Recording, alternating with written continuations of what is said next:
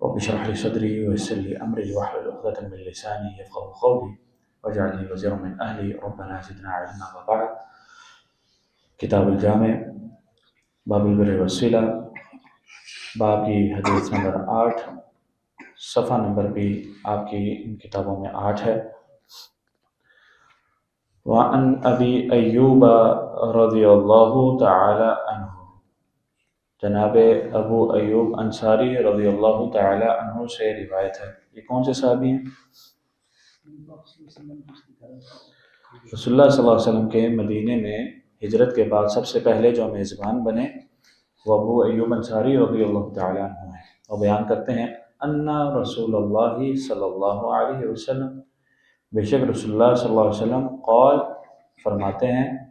کہ انہوں نے فرمایا لا یحل، حلال نہیں ہے، لمسلمین، کسی مسلمان کے لیے، ان یہ کہ یہجرا، چھوڑ دے وہ، اخاہ، اپنے بھائی کو، فوق ثلاث لیال، 3 راتوں سے زیادہ، یلتقیان، یہ دونوں جب آپس میں کہیں ملتے ہوں، فیعرض ھذا، یہ بھی اس سے اعراض کرتا ہو، ویعرض ھذا، اور وہ بھی اس سے اعراض کرتا ہو، وخیرہما، ان دونوں میں بہتر وہ ہے، الذی، جو یبدأ، ابتدا کرے، بالسلام، سلام کہنے میں، متفق علیہ، اسے امام بخاری اور امام مسلم رحمہ اللہ نے اپنی صحیح میں بیان کیا ہے۔ یہ باب البر والصلہ ہے، نیکی اور صلہ رحمی کا باب ہے، اور اس کے اندر ہم مختلف حقوق اور مختلف صلہ رحمی کی احادیث ہم پڑھ کے آئے ہیں، اور نیکی کے بہت سی باتیں۔ یہاں پر امام صاحب نے ماں باپ اور گھر والوں کے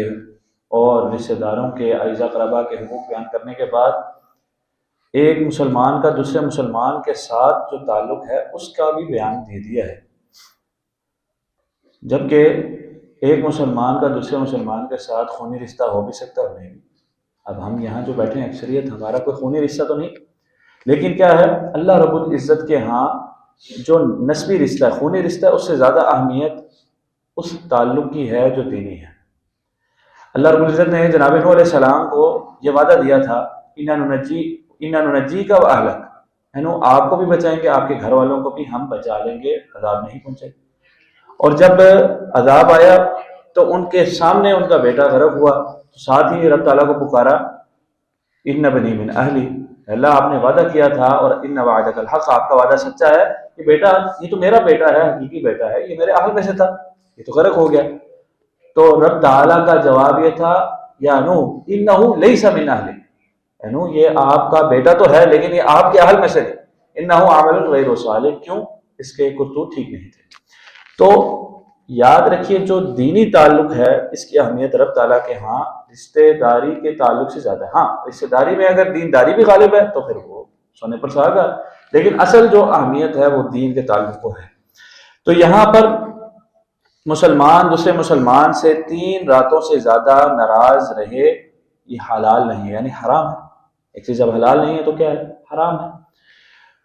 اور کیفیت یہ ہو کہ ملیں تو سلام بھی نہ کریں، تو یہ کیفیت جائز نہیں ہے، بلکہ حدیث میں آتا ہے کہ اعمال جو اوپر جاتے ہیں وہ ان 2 بھائیوں کے، مسلمانوں کے رک جاتے ہیں جو آپس میں ناراض رہتے ہیں۔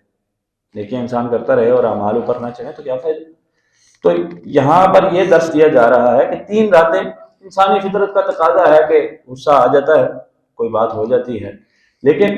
3 راتیں کافی ہوتی ہیں انسان کو سوچنے کے لیے۔ پہلا دن انسان کا غصہ تھوڑا ٹھنڈا ہوتا ہے، دوسرے دن وہ سوچ بچار کرتا ہے، تیسرے دن وہ واپس تعلق کو قائم کر لے، اور وخیرہم الذی یبدأ بالسلام، اب غلطی میری ہے یا نہیں ہے؟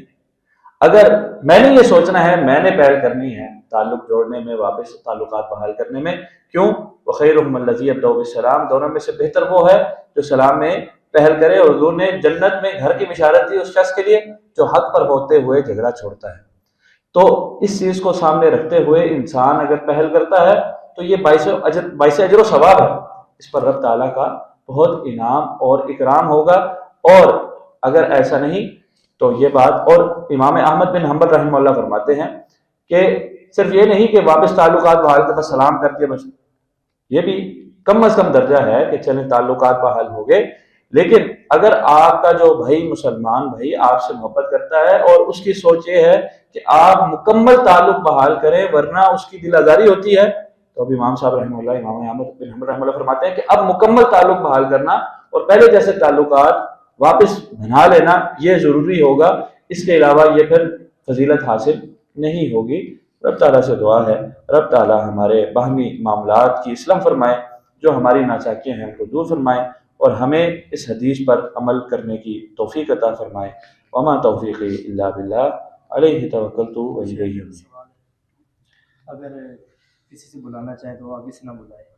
اگر کسی شخص کو ہم بلاتے ہیں اور وہ آگے سے جواب نہیں دیتا، تو ابو داؤد کی روایت کے مطابق اسی حدیث کے الفاظ کے آگے ہے کہ اگر یہ آپ 3 دفعہ سلام کرتے ہیں اور وہ جواب نہیں دیتا تو اب فقط باء باسمی، اب جو گناہ ہے اس تعلق کو چھوڑنے کا وہ اس کے اوپر ہے جو تعلق بحال نہیں کرتا۔ جو انسان پہل کر دیتا ہے اور جواب میں سامنے والا وہ ساتھ نہیں دیتا تعلق بحال کرنے میں، 3 دفعہ کوشش کرنی ہے، 1 دفعہ سلام میں، دوسری دفعہ تیسری، اگر تعلق بحال نہیں کرتا اب گناہ جو ہے وہ اس کے اوپر ہے جو تعلق بحال نہیں کرتا۔ اور حضور صلی اللہ علیہ وسلم نے فرمایا کہ ایک دوسرے کو معاف کرو، ایک دوسرے کو معاف کرو،